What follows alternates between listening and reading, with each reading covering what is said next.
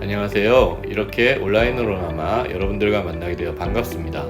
저는 2021년 청주 오교 미래교육 한마당에 참여하게 된 오송 첨단의료산업진흥재단 신약개발지원센터의 이원규 연구원입니다.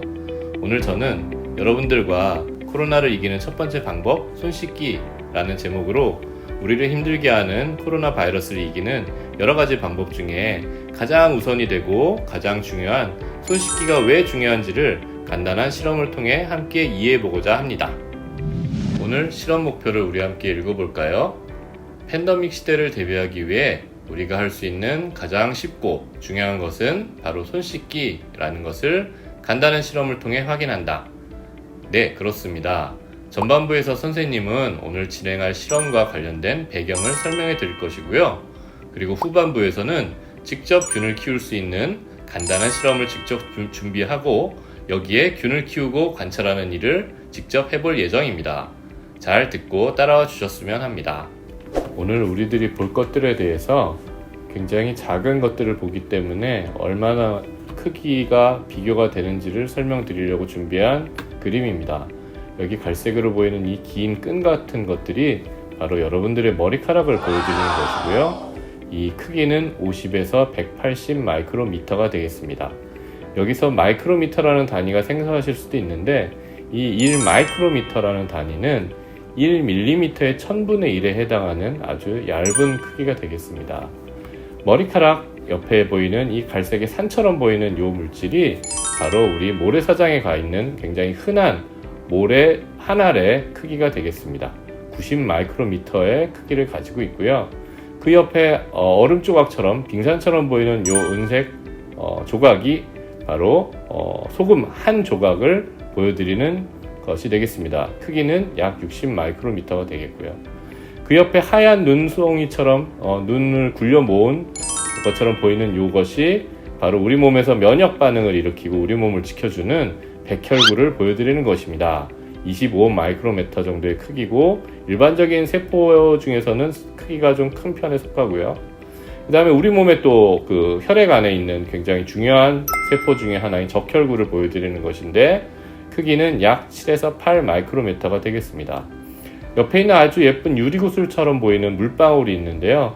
이게 바로 우리가 숨을 쉴 때, 기침을 할 때 튀어나오는 바로 물방울, 비말이 되겠습니다. 이 안에 보시면 동그란 뭔가가 들어있는데요. 이것이 바로 이 바이러스, 비말 안에 들어있는 바이러스를 그림으로 표현한 것이 되겠습니다. 비말의 크기는 5에서 10 마이크로미터 정도의 크기를 갖고 있는데요.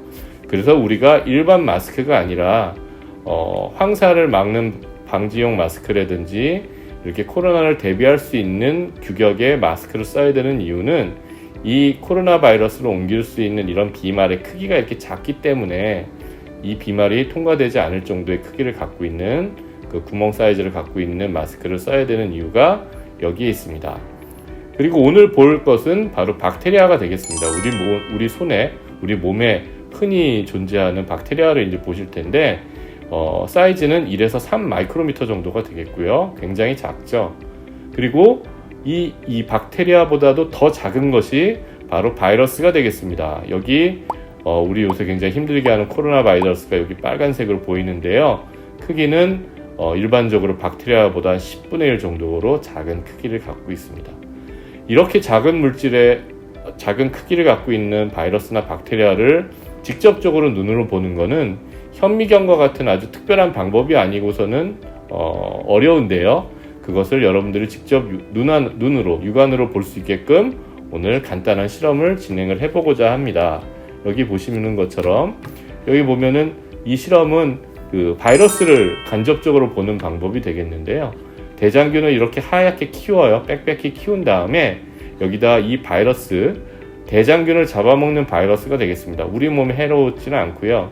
이 바이러스를 여기다 섞어주면 이렇게 깨끗한 클리어 존이라고 하는 투명한 공간이 생기는데 바로 이 부분이 이 바이러스들이 대장균을 다 잡아먹고 분해가 돼서 깨끗해지는 곳이 되겠어요.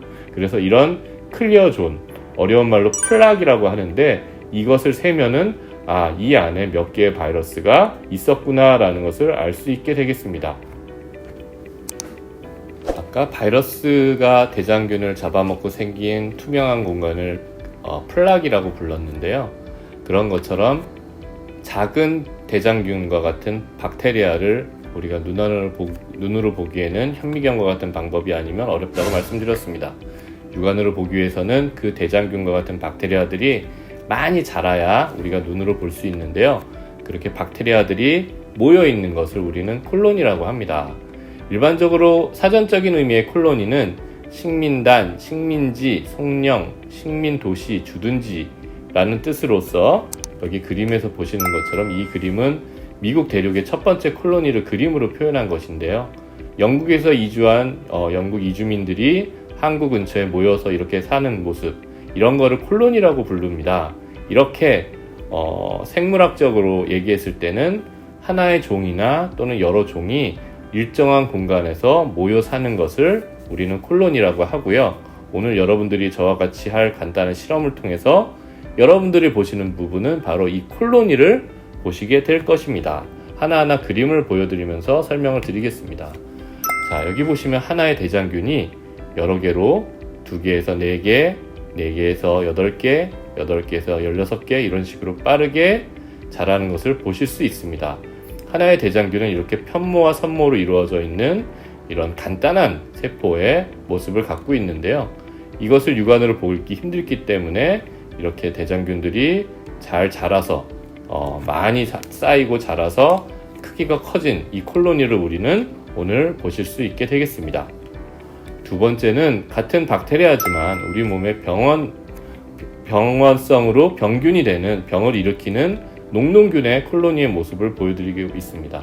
여기 보시면 이렇게 역시 대장균과 마찬가지로 편모와 선모로 이루어져 있는 단핵 생물이고요. 이렇게 자라면 이렇게 예쁜 원형의 콜로니를 만들게 됩니다. 마지막으로 우리가 오늘 실험을 통해서 볼 수도 또는 못 볼 수도 있지만 곰팡이의 콜로니를 보실 수 있습니다. 여기 보시면 이 밑에 있는 이 사진은 이 곰팡이가 만들게 되는 홀씨의 그 현미경 사진이 되겠는데요. 꽃으로 봤을 때는 이제 하나의 씨앗이 되겠죠. 요거 포자 하나가 이렇게 떨어지게 되면은 하나, 둘, 셋, 넷 이런 콜로니들이 자라게 되고 이것을 우리는 곰팡이의 콜로니라고 합니다. 우리는 이런 다양한 종류의 균의 콜로니들을 관찰하는 것으로 오늘 실험의 목적을 달성하고자 합니다.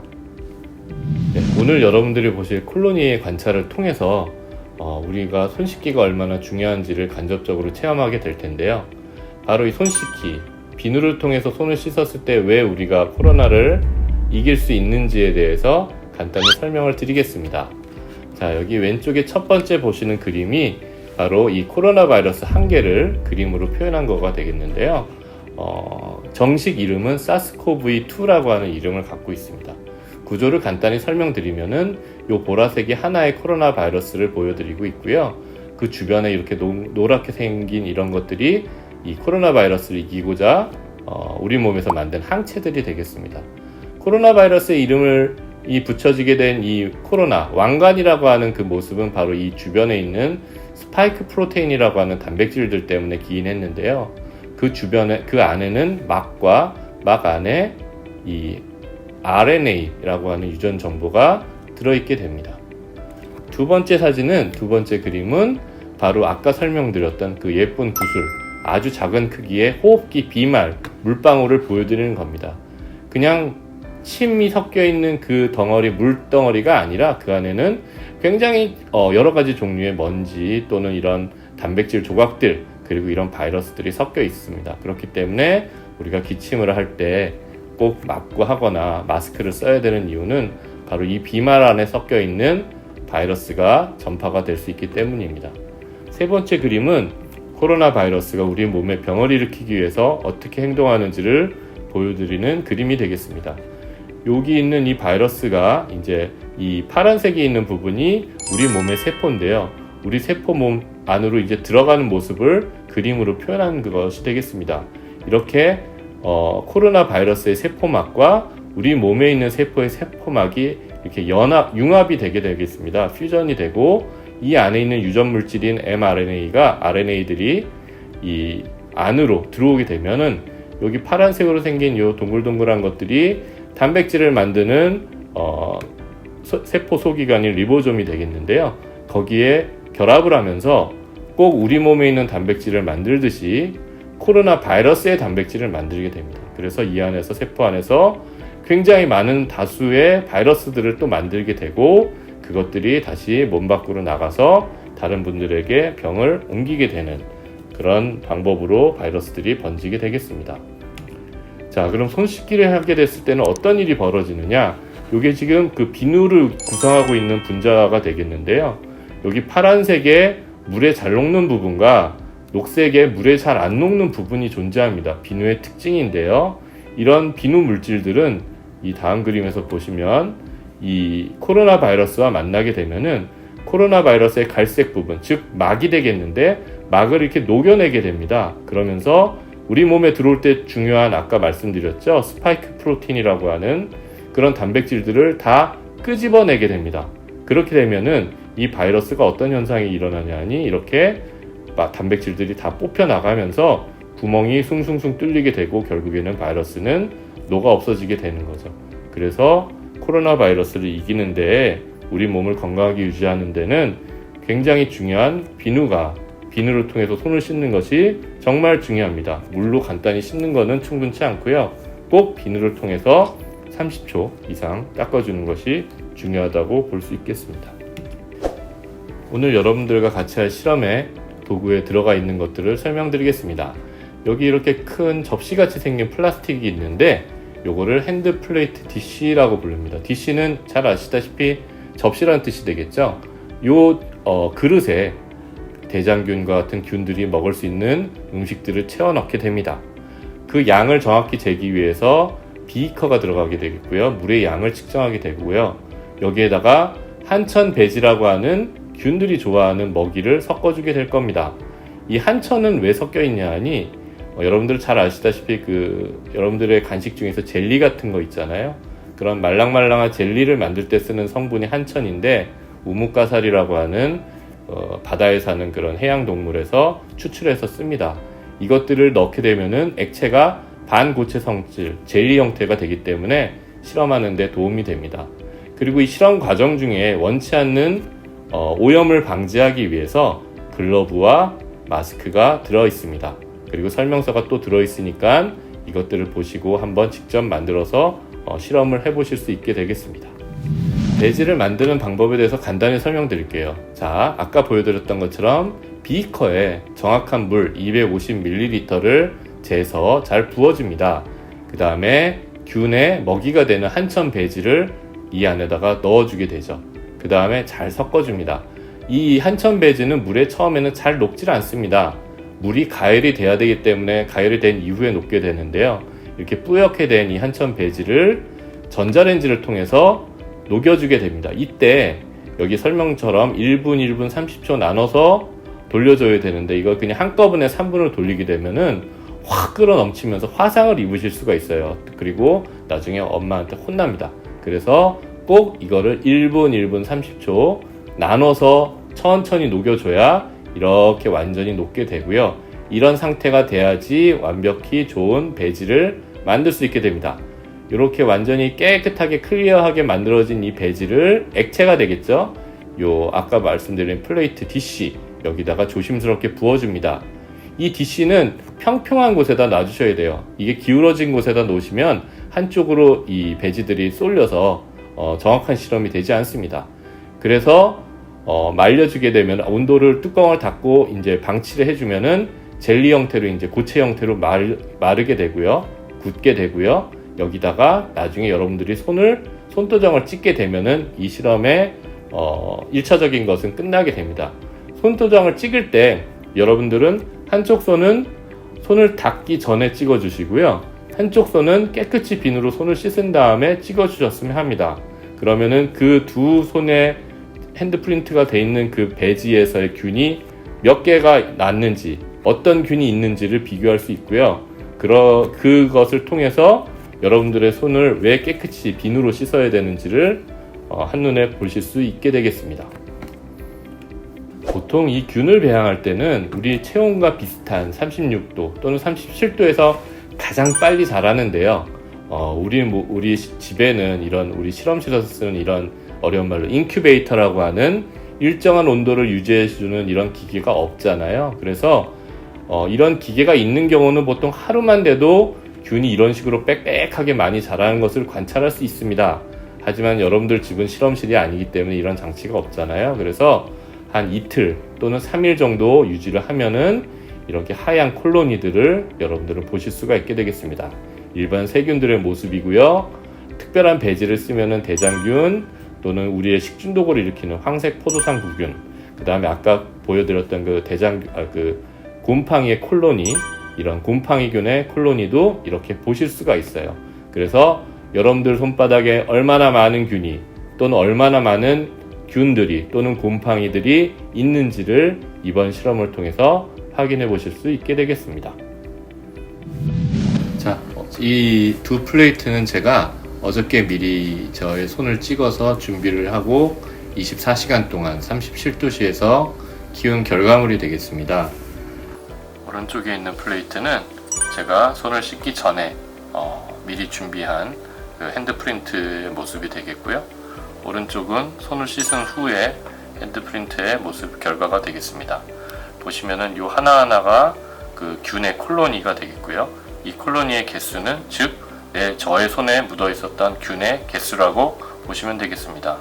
보시면은 전체적인 콜로니의 개수는 손을 닦은 후가 손을 닦기 전보다 현저하게 줄어있는 것을 볼 수 있습니다. 근데 혹시라도 손을 씻은 후에 아무것도 안 자라면 좀 어색할까 싶어서 제가 두 번째 손가락으로 코를 열심히 후빈 다음에 찍은 결과물이 되겠습니다.